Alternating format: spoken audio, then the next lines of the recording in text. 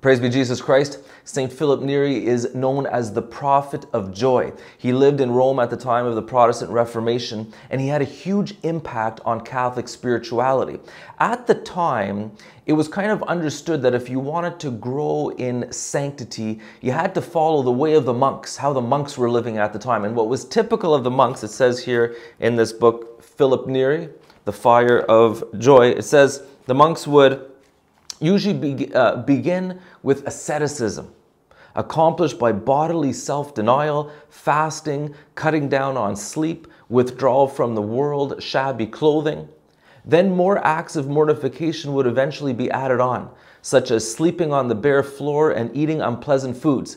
Now check this out. It says, St. Francis de Sales reports that he himself tried to use that recipe for sanctity until he came to learn Philip Neri's way.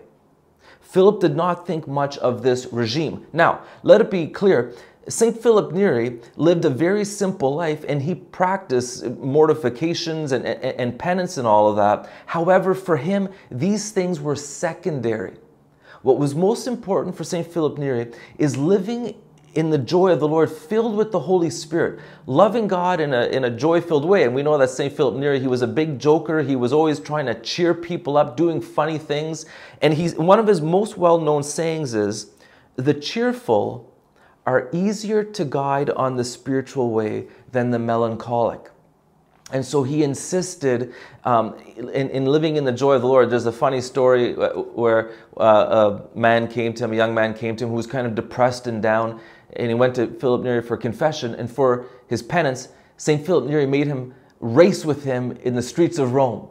So you see how he had a kind of different approach to things. And I think it's important for us too to understand that the number one recommended form of mortification or penance today is getting out and doing some good exercise and mortifying your flesh in this way, because the benefits of exercise are just wonderful. Again, it's good to do other penances. Here's a common quote you hear people say, food is the most widely abused anti-anxiety drug in America. And exercise is the most potent yet underutilized antidepressant.